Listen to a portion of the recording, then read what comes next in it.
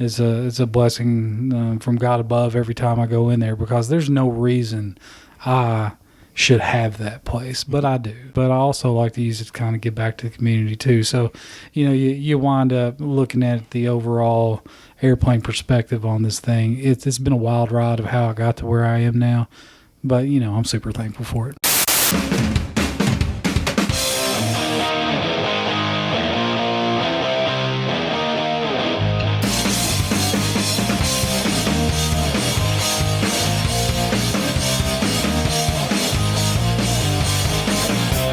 Welcome to Friends in the Corner podcast, stories and topics from around Kentucky. It's Dan coming to you from beautiful Lexington. Thank you for checking out the show today, and happy Thanksgiving to everyone out there. I hope everyone is getting the opportunity to be around your loved ones this season. And thank you for giving us the opportunity by tuning in today. If you like what you hear, be sure to go check us out online at www.friendsinthecorner.com. That's Friends in the Corner all together lowercase.com. There you'll find everything you need to know about our show, and you'll get our archive episodes where you can see all the great guests that we've had on this year in 2021. And today is no different, as we're going to be welcoming in Kerry Azbill of the Foundry on Broadway. Kerry is the owner of the Foundry in historic downtown Frankfort. And Kerry comes on today's show to talk about the history of his 100-plus-year-old building that he now hosts dozens of weddings and events at throughout the year. He also talks to us about what got him into the wedding and event scene to begin with, and how he's also utilizing his place to give back to his community.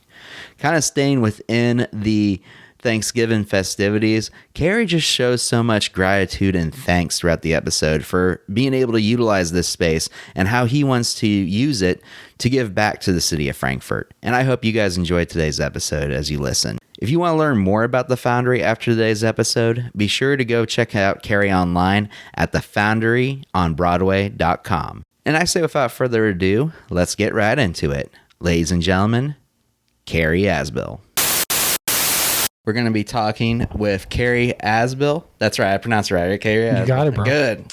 Got to make sure you get it right off the start. So, but it's awesome to have Kerry on here. How you doing, man?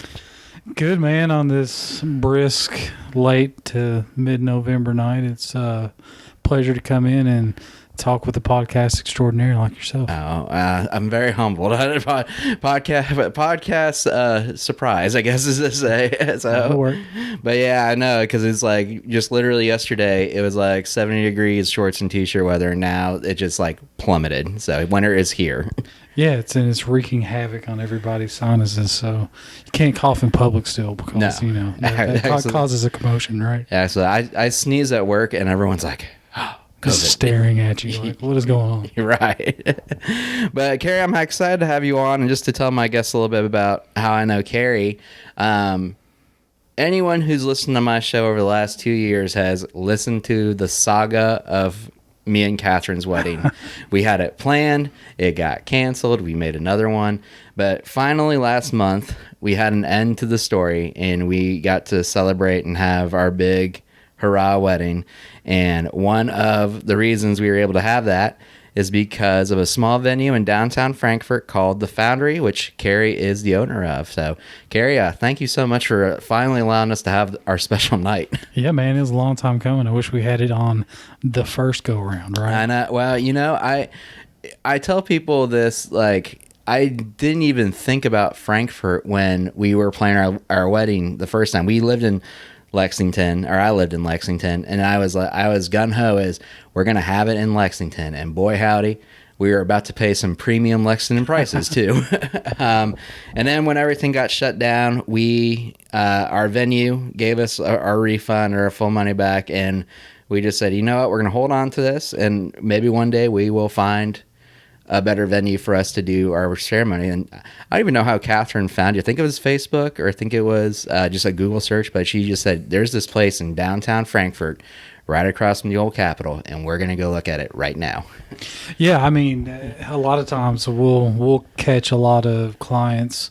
Our couples will come from the Lexington market or the Louisville market, and being in banking yourself, I'm sure you've heard that the Louisville, Frankfort, Lexington is the wealth belt of Kentucky. Mm-hmm. So Frankfort, is pretty much close as you can get, smack dab right in the middle. Yeah. So we catch a lot of couples that don't want to pay Louisville prices and Lexington prices, and so they meet in the middle there in Frankfort. And if a lot of time we get a lot of word of mouth exposure. But she very well may have got it from Facebook. Yeah, and it was a hit when we first went and toured it there, and we had the best celebration. We're going to be diving a lot into the Foundry and kind of all the stories of that building, and getting you a little promotion on the show as well. So sweet, yeah, appreciate it. But before we jump into that, Kerry, can you just tell my listeners a little bit about who you are and where you're from? Yeah, so I was born in Frankfort. The steps that took me to get where I am now, which is not some super lofty position. For anybody that's listening, realize that owning a venue is not the greatest thing in the world, because you're really just a janitor. That's what you are. So I spend a lot of my time changing paper towels and toilet paper, right? Cleaning up spills. But starting off, I was a choir boy in high school. Wow. Yeah. So, I spent, I think, my entire senior year, if I remember right, my schedule in high school was male choir,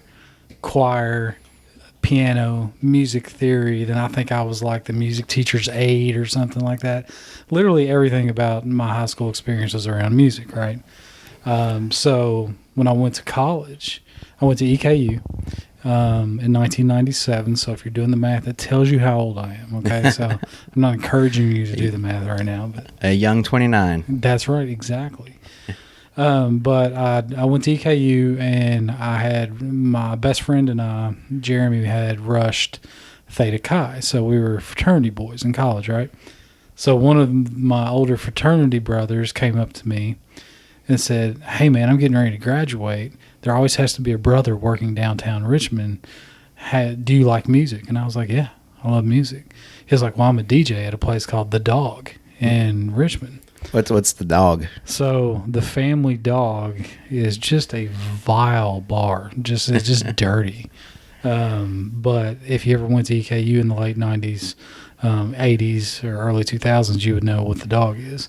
But it's basically a nightclub, in other words. Is it still there? Oh no, bro, it was condemned a long time ago. Like, I saw roaches crawling on the board one time, and I was like, yeah, this place is getting ready to go down. But I became a DJ, and so I worked as a DJ at EKU I was on the magical EKU 5-year plan. So I liked this so much, I decided to stay 5 years. Thanks, Mom and Dad, for paying that. Me too, man. Me too. At UK, yeah. Yeah. So after that, I had actually I graduated with a marketing degree. And a couple years after that, I'd have fraternity brothers and even some extended family members say, "Hey, man, remember when we used to do this and you were a DJ and did that? And by the way, can you DJ my wedding for free?" And so I was like, sure. And so I would do that. Did you always know when the ask was coming? Yeah, because I would not have heard from them in like Sweet 4 or 5 months. It's Oh yeah, so I would like catch wind that they're getting ready to get married. Now this is pre-Facebook. This is probably even pre-MySpace when this was going on. But so eventually I figured out that it takes money to do a wedding. Pro audio, getting the music, and then all the intricate things that go in after that. So long story short, I started A to Z Productions, which was a one-man show. I was a DJ. And so I started doing weddings. So flash forward to, and I know this is a long version of this, but to flash forward to 14 years later, I brought on 3 other DJs, including myself, so we have 4, and I have well over 400 weddings under my belt as a DJ. Wow. Yeah, so I have like I probably told you guys, I've literally eaten my weight in wedding cake in my life, right? And I've seen some crazy things too, but I always wanted a venue of my own because I've been to almost every, except the brand new ones, I've been to almost every venue in Central Kentucky. Wow, really? And I know the majority of the owners. So, I mean, like, I've been around as far as in the wedding business in the Lexington area and even some of the Louisville area.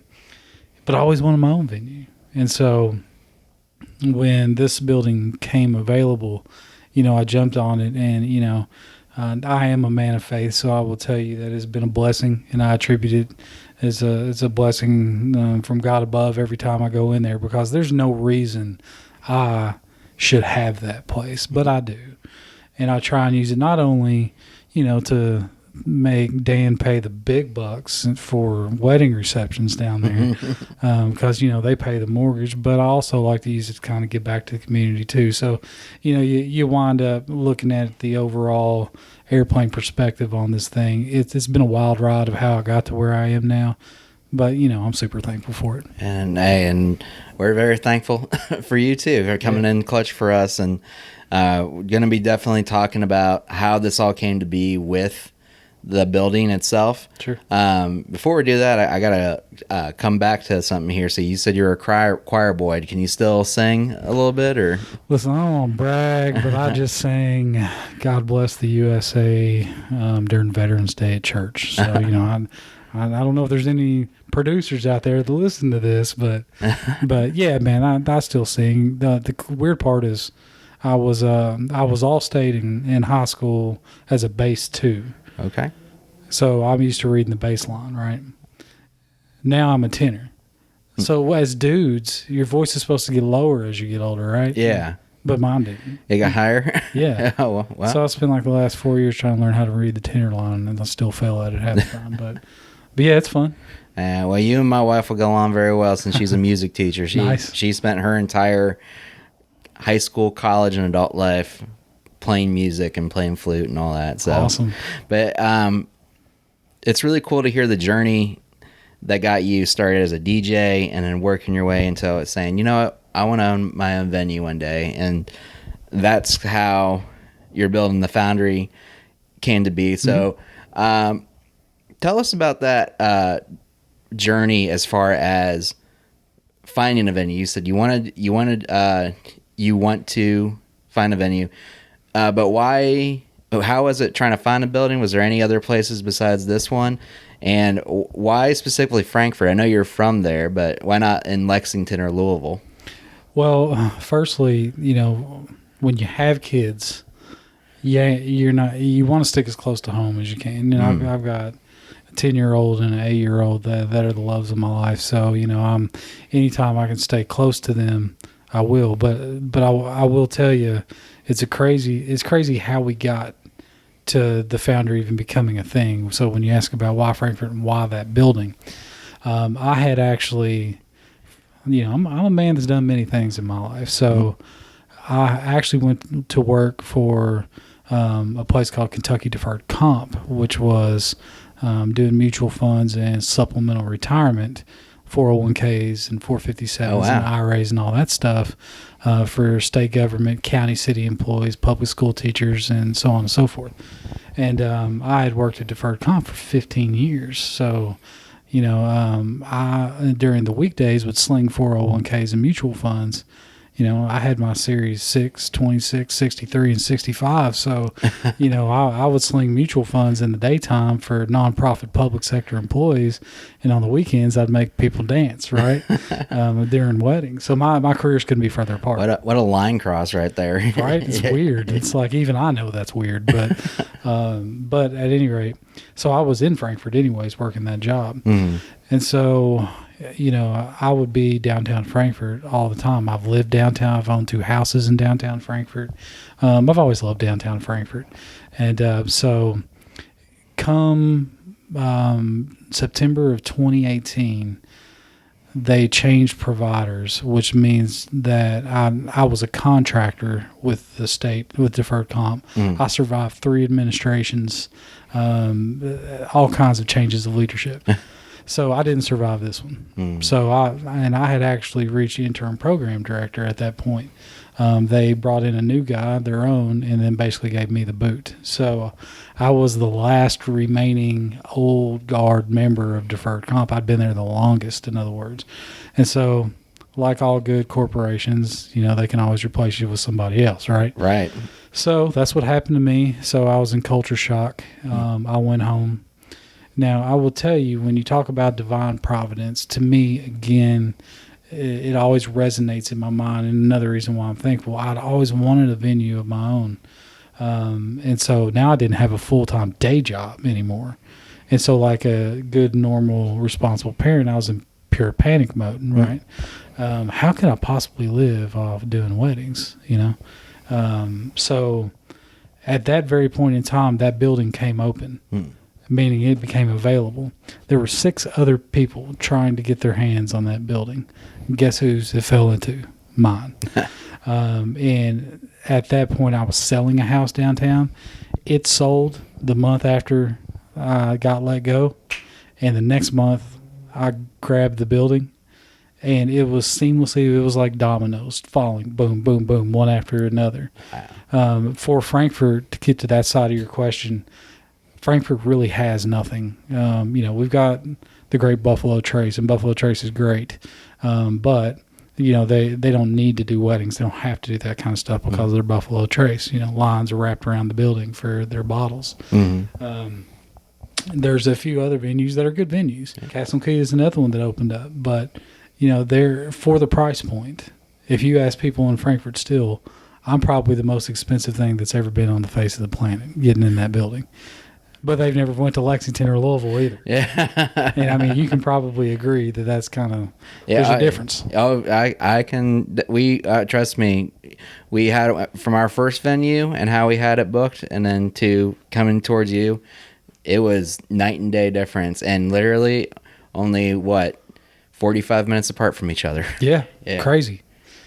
But, that's kind of how that all came to be. And I like being able to give folks in Frankfort a place to not even just do weddings, but if you're a community organization, you're a church, you're we had folks coming in doing Capitol Theater, play Romeo and Juliet and Shakespeare and stuff like that, mystery murder theater dinners, things like that. I don't charge for because it's a community event. Yeah. There's nothing like that in Frankfort. You can't do that anywhere else. And so for me, I feel like that's part of my duty to honor the whole reason I have the building in the first place. So it gives Frankfort a place to do stuff. And, we haven't had anything, and I've lived there almost my whole life. That's really amazing to hear that you're using this as a way to give back to your community and the place you grew up. Yeah. That's awesome. And, I've gotten to go back and see a few different events. One event you did host for is a mutual friend of ours, for Ryan Straw, the Fraternal Order of Police. You've hosted a few events for him. He's been on the show before, and so I've gotten to see some of the different photos of those events you've hosted, which is awesome. Ryan Straw, he always makes me feel like I'm like 3 feet tall. He's a big teddy bear, man. But he's one of the most noble, caring guys that you ever run into in your life. Oh, 100%. And now he's the vice president of the FOP. So I know, big man on campus. Yeah, not too bad. So, but you found this building, and you said kind of the divine intervention that brought it to you, and how you're giving it back to me, to you. But tell me about the building. Like, where's it? For my listeners who've not been to Frankfort, or maybe they have and don't know where the location is, can you tell us a little bit about where the location's located at? Yeah. So if you go into downtown Frankfort, if you're coming from Lexington, really, if you're coming from Lexington or Louisville, it's down in the hole of downtown Frankfort. So, in other words, there's never been a tornado in downtown Frankfort, because if there was, nothing would be left standing. It's like a big pothole in the middle of the town, but it's right across the road from the old Capitol. So if you're not from Frankfort or this area, you probably taking a tour when you were a kid to come see the Capitol at some point. Mm-hmm. There's a new one and the old one. We're across from the old Capitol on West Broadway, otherwise known as the Entertainment District. And, honestly, 'cause I didn't grow up in Kentucky. I'm from Ohio, but I came down here to go to college at UK. And I never really went to Frankfort and in Lexington, not to show a chip on my shoulder, but they kind of don't look at Frankfurt as a significant city. But until I went there, and just drove around and saw, I was like, man, this is a really cute town, and it's the state capital. Right. Yeah. Yeah, quick, interesting information about Frankfurt. There's pre-COVID anyways, and it's somewhat back to normal now, but 45,000 people was the population of Frankfurt during working hours, because it's the hub of state government, right? After 4:30, Frankfurt's population goes down to 18,000. So, it is so much a commuter town. Yeah. So many people come in for work because it is state government heavy. But yeah, I mean, you're right. Like if you're from Ohio or Indiana or Tennessee or wherever, I know you've heard of Louisville. Yeah. And you may have heard of Lexington. You probably heard of it at some point, but I guarantee you probably never did know the seat of Kentucky is Frankfurt.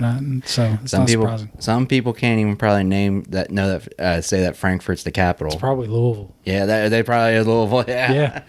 So, but no, Frankfurt is beautiful, as is the location. And so you've had the building since 2019. Is that right? Mm-hmm.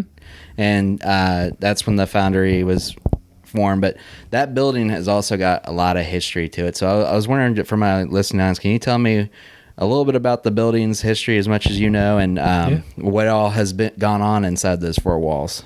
Yeah, absolutely. So, the building itself was built in 1891.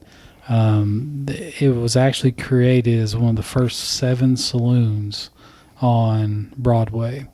So in other words, it was called the Charles Staubenrock Saloon. So thinking back in those days, being directly across from the old Capitol, one could imagine that our congressmen and legislators relieved themselves with some fine ales after session, right? I mean, who knows? But this stayed as a saloon for about 15 years. Then it got sold and became Frankfurt's wholesale fruit market, I think.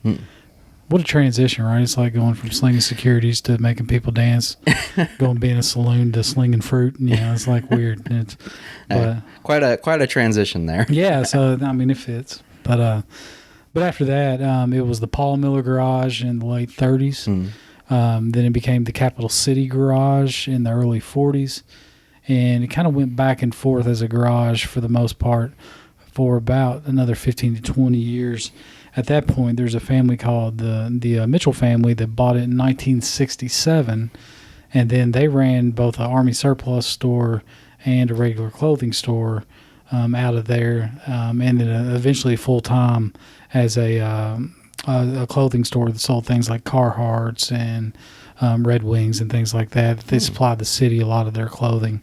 But they had one family on that building and ran their clothing store out of there for almost 50 years, all the way to 2012. So, the most recent history of the building is from one family.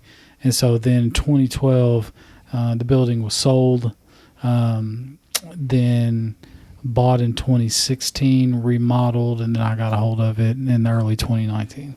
So the idea was to make that a microbrew at one point, but about the time that was getting ready to happen, 2 other microbrews popped up in Frankfurt. So, what can you do? So you're like, maybe we need to go a different direction. Yeah, probably ought to not oversaturate. And so it's had a bit of a long history to it. It sounds like, with a lot of different things. How did you find out most of this history? Just word of mouth, or? So there is a gentleman who knows more. He's forgotten more about the history of Frankfurt than I'll ever know. And his name is Russ Hatter. He's a curator down at the Frankfurt Museum. This man, if you ever find yourself in downtown Frankfurt driving this time of year, you may see a gentleman with a long white beard that's tall and skinny, wearing an Abe Lincoln type hat, dressed up like a colonial soldier. And you may think to yourself, why am I seeing this on the street randomly walking around? Well, that would be Russ Hatter.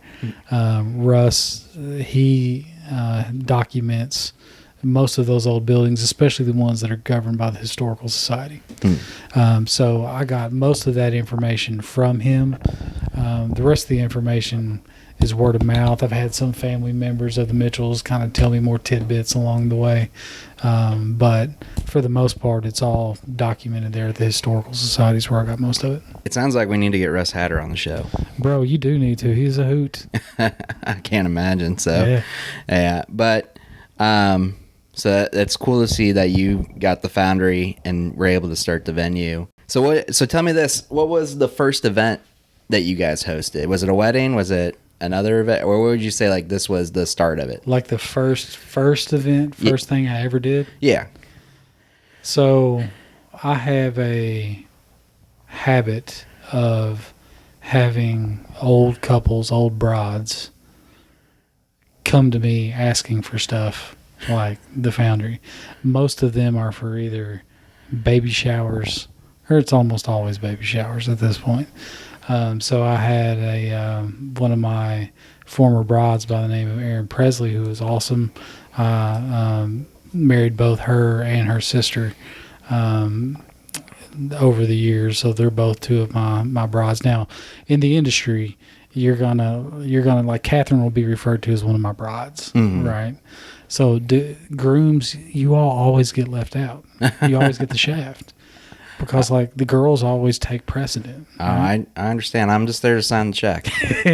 Right? Yeah. It's messed up. But anyways, Erin, she had actually came in and she was getting ready to have a child, and they're having their baby shower. So she was the very first event, which was quickly followed up by weddings.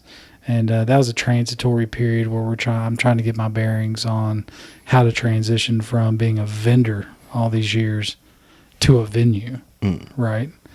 And it's so different. How so? What would I mean? Obviously you own a business now, but was there things like before that you were like, I didn't think about that till after you were already in the grind of it? Yeah, I'll tell you. I can tell you a bunch, but the biggest thing that's weird to me is the personalization difference between being a venue and being a vendor. Like, for example, I will tell you, like, one stands out to me. I had one of my favorite brides. She had gotten engaged, and then they wound up calling it off, and she had already paid me in full. Now, this was probably 6-7 years ago, way before Foundry days. This was as a DJ. She had paid me in full. And then she had met someone new, and 2 years later, she called me back and said, "Kerry, I need you." And I was like, "For real? We gonna do this again?" So, sat down and wound up not only doing the music for the wedding, being the DJ, but I also officiated for her. So I was the officiant as well. To this day, one of my very best friends.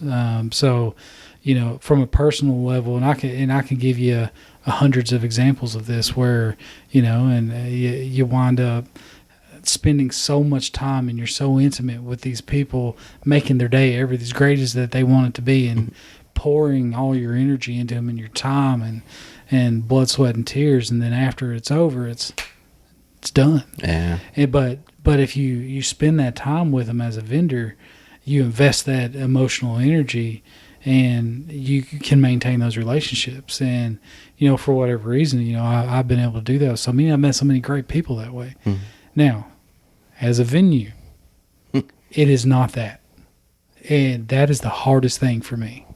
It is honestly the thing that is so out of my nature. But the reason being is, most people look at the venue as just a space, and then they rely on their vendors to do everything else, which is the way it really should be unless you're a full-service venue. So for me, it's like you meet with you guys, you book the date, and then you offer support along the way. But really, what else are you going to do? You're going to make sure the building's open, right? Right. You make sure that there's toilet paper and hand soap in the bathroom. Yeah. You know, you're going to make sure that the B&B's ready for the girls to get ready and stuff. But that's it. And so when it's over, most of the time, they're just like, peace. And so you don't have that same connection. And so I know that sounds like anti-manly to say that kind of, but in this world, in the wedding world, for coming from a guy who's been on both sides of the equation, man, it's startling sometimes. I mean, I can understand that. It's kind of, I mean, when I interview someone and I'm like, I don't know if I'm ever going to talk to this person again. Yeah.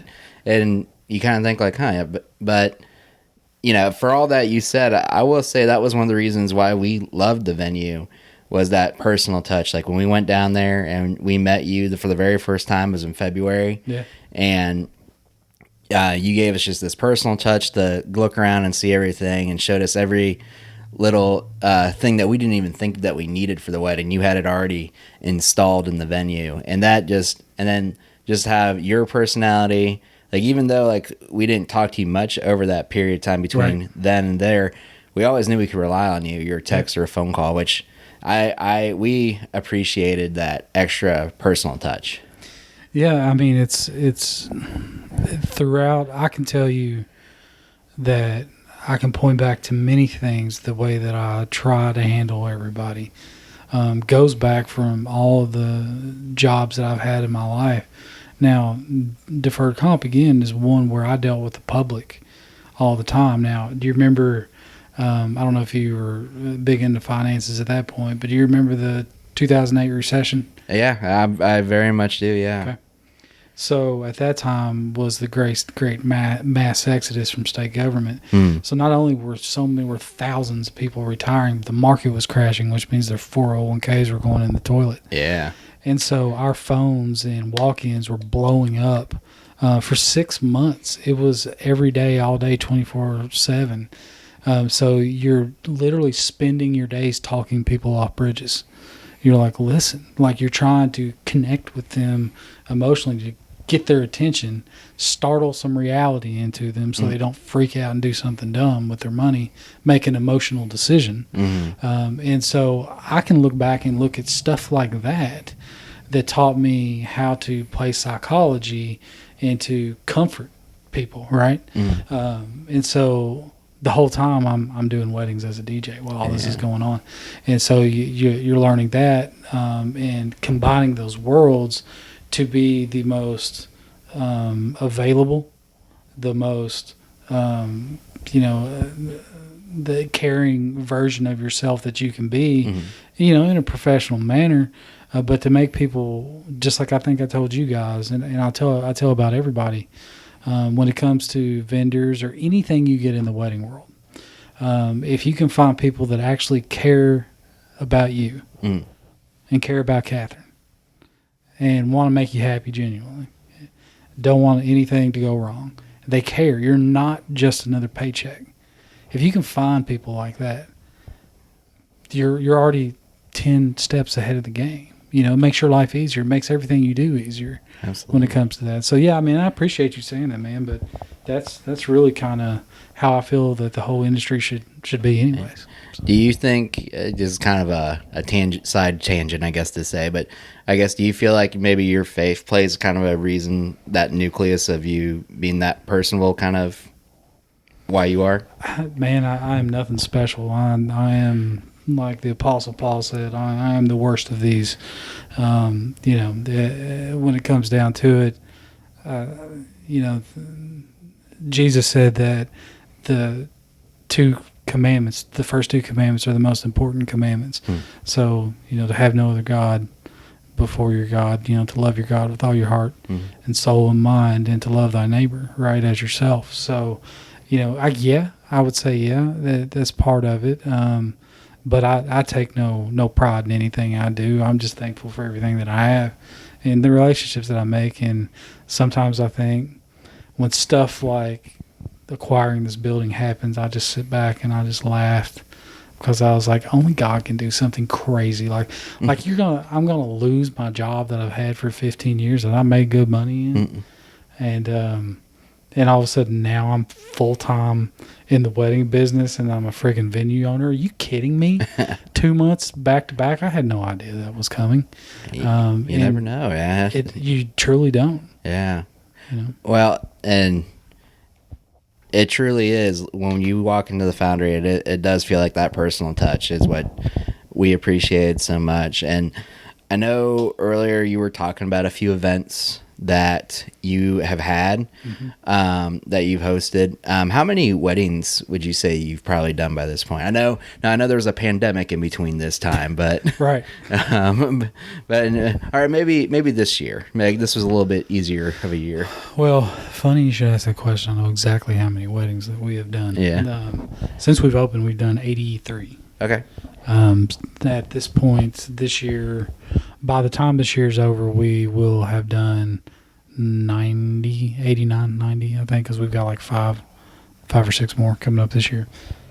So, we've had quite a bit, and with, like you said, a pandemic thrown in there. Yeah. And what is there any events that stick out to you as most memorable, whether it's a wedding or another event that you've hosted? Man, there was this poly wedding that went on. It was lit. They all got a little crazy. So, right.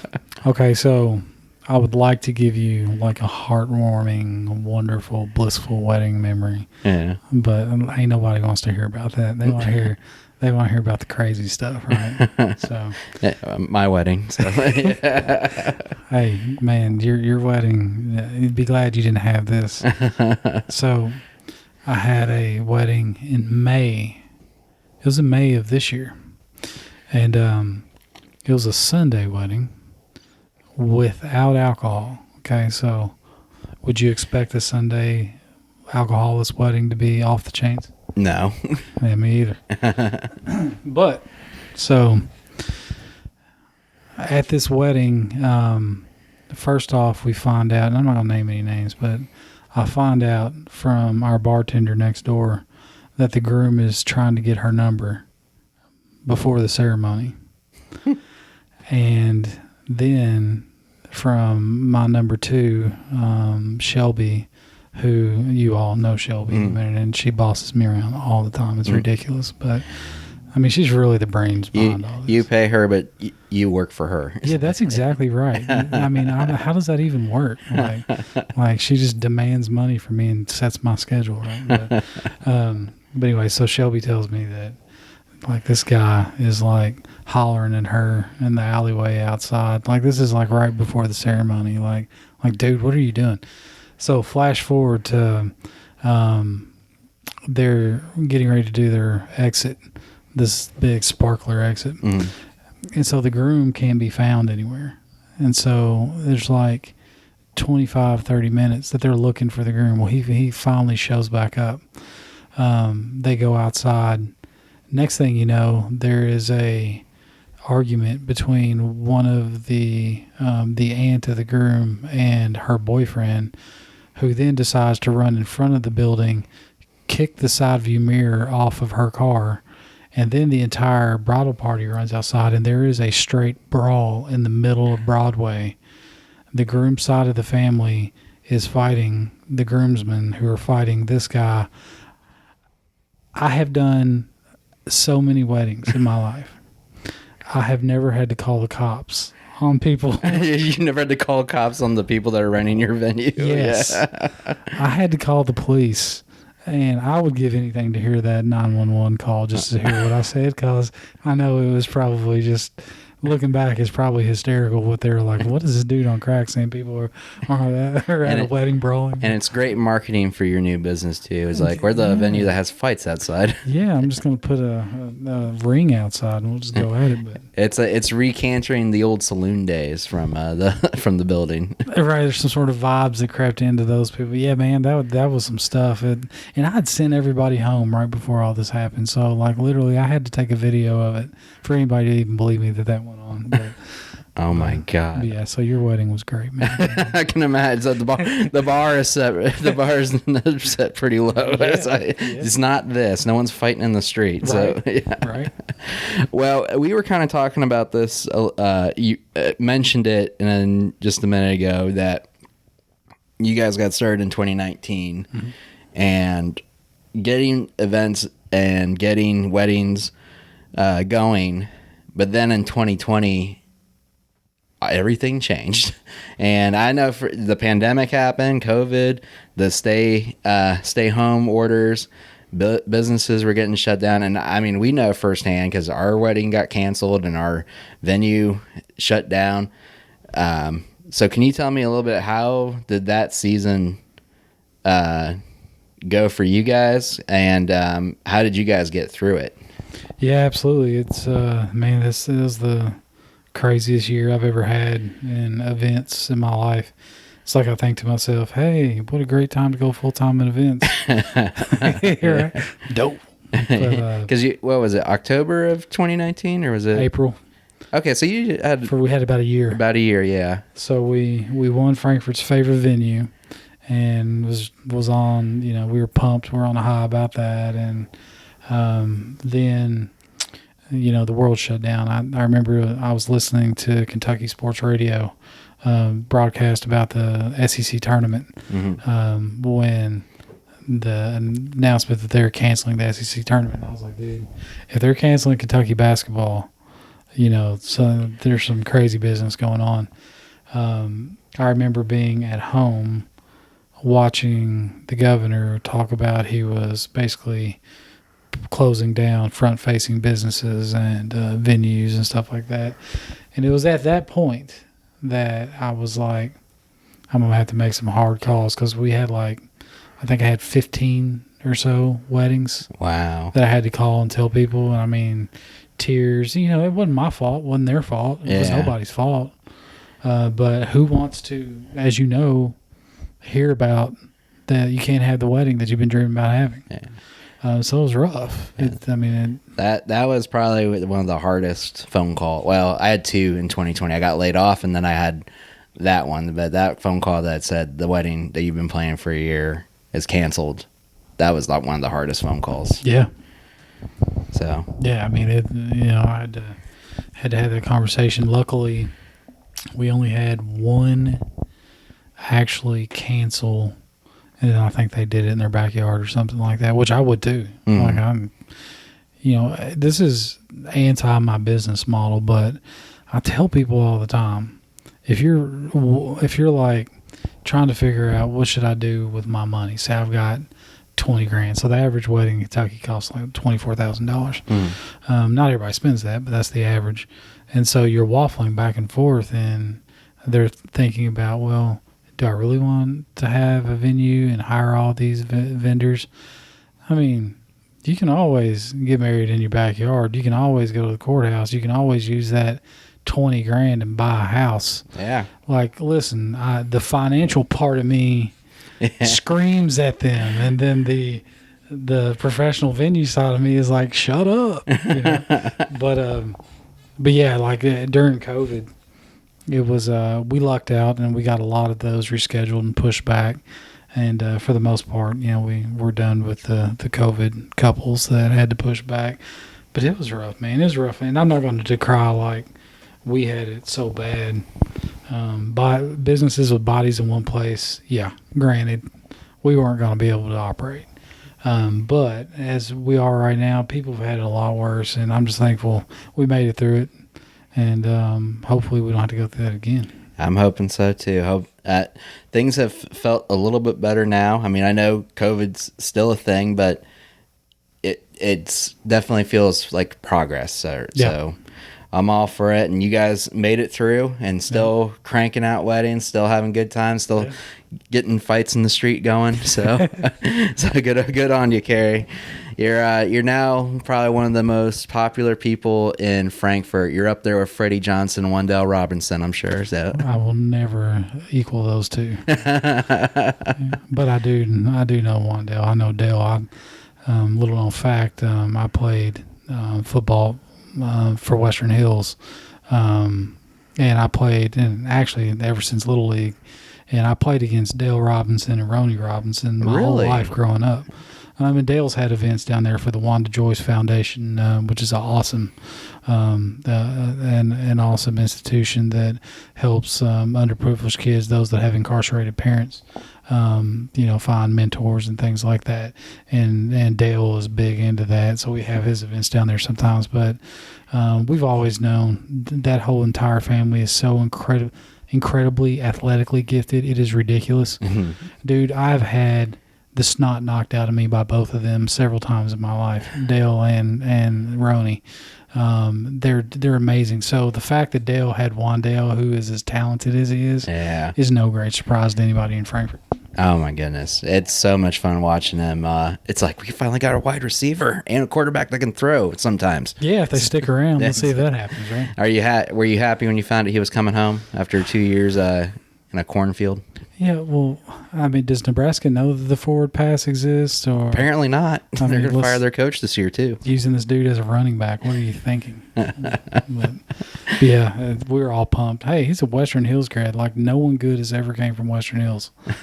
Including myself. Kerry Azbill, yeah. No, I'm like a fat white dude that, like, really with minimal athletic talent. I was just faster than the rest of the linemen. But Wandale, yeah, he's a household name. Yeah. Well, sorry, big side change, but it's great. As we start kind of winding down here, I wanted to ask you, now that you're pretty much back up and running from the pandemic, you said the COVID weddings are pretty much done, and you're starting to get back into the swing. Where are you kind of hoping the Foundry goes from here? So forever, weddings are our niche, and that's just from the nature of my experience. That is what I've always concentrated on. That's what I have all my other folks concentrating on. We do, as a company, we do about 100 weddings a year in a non-pandemic world, and we're close to it this year. And that includes the Foundry and the rest of my DJs, and I'll go out every now and then and do that as well. But for the Foundry itself, we want to continue the pace we're on. I would like to have a wedding a week. That's not going to happen, but sometimes we have 2 in a week. I would like to continue that momentum and to become more of a household name around Central Kentucky. And I think we're doing a good job. But we also want to stress, our partnerships with not only the city of Frankfort, because we're going to help them with candlelight this year until it rained on that day and we couldn't do much. But we like to kind of be a central hub there in downtown Frankfort. State Police, actually, they had their venue cancel on them 2 weeks ago. And so we got them in there last second to do their civilian awards. So, I got a letter from State Police that, when you get a letter from the State Police, you're like, oh, crap. Yeah, it's made out to your name with a big KSP logo. And I was like, oh, no. What is this? I opened it up, and it's like, hey, thank you for getting us in last minute, blah, blah, blah. And stuff like that makes you feel good that you're literally doing a community service. Awesome. And it's such minimal effort. I didn't have to do anything. I put out tables. Right, and that's how easy it is to make a difference sometimes. But that's so awesome to hear, and I'm hoping for the best for you with all that. One thing that's kind of been a continuous theme on this conversation we've had is you've talked about how grateful you are, and I'm kind of stealing this idea from another podcaster I listen to, but there's a podcaster I listen to named Chris Van Vliet, and at the end of his episodes, he always asked his guest 3 things that they're grateful for. So I want to kind of give that to you. What are 3 things right now that you're grateful for? To be here, to even be doing this. If you ask me right now what things I'm grateful for, like the fact that you're asking me to be on the show is like sort of mind blowing to me because no one has ever asked me to, do this sort of thing. And the very fact that you find it interesting and you think that your audience, you folks that are listening and on your devices think that this is interesting it's phenomenal. I mean, that's awesome. Hopefully something that either Dan and I have said will hit home and make a difference in somebody's life. Overall, things I'm thankful for, it's always going to be my children, my family. I have a son that is 10 years old, and my man is 4 inches shorter than I am. He's getting ready to be taller than me next year. And like thinking back over my life, Did what I ever expect for a miniature clone of myself to be here now. It just makes me so proud. And my daughter as well, and all her quirkiness. Luckily, she got her looks from her mother's, not me. So, so my kids, and honestly, to be alive in a time like this, we all are living in a time that, not to go, book of Revelation on you, but we're living in a time that sometimes you could pick up the newspaper and open up scripture and find out where you're at, and we're right around Revelation 13 to me, and while that's scary to some, to me, you were picked to be born and live and do what you're doing right now. So God picked you to live right now in the craziest time in the history of mankind, in my opinion. Right. Now, you ask folks in World War II, they'd probably say they're living in the craziest time. Yeah. World War I would say the same thing, but technologically speaking, and where we're at, I'm thankful to be here and to be able to, just try and do something good and cast a little light in the crazy darkness that we have here, and hopefully it's more than a flicker. But yeah, man, that's a great question. You're making me think on this stuff. Well, thank you. Well, hey, it's great to hear, especially this close to Thanksgiving. Right. Didn't even put that together there. What about that theme? Well, Kerry, if my listeners are planning a wedding and they want to look at the Foundry or consider the Foundry, how can they find you and how can they find the Foundry? Yeah, so the easiest way, like everybody seems to do, you can always hit up the Facebook page. You can hit up the Instagram page.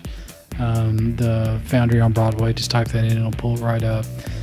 You can also go to our website, which is foundryonbroadway.com, and then our number is 502-892-9642, and that will ring and you'll have the horror of talking to me. You can call that number. I see him right now. He's got two phones in his hand, his personal, and he's got the business one. He's ready for your phone call right now. Honestly, the reason I have it out is because I forgot the cell phone number. So I had to write it down. So I had to read that off. Well, Kerry, thank you so much for coming on, and I hope you're not a stranger, and I hope we stay connected, and we hope to have you back on maybe again in the future. All right, brother. I appreciate it.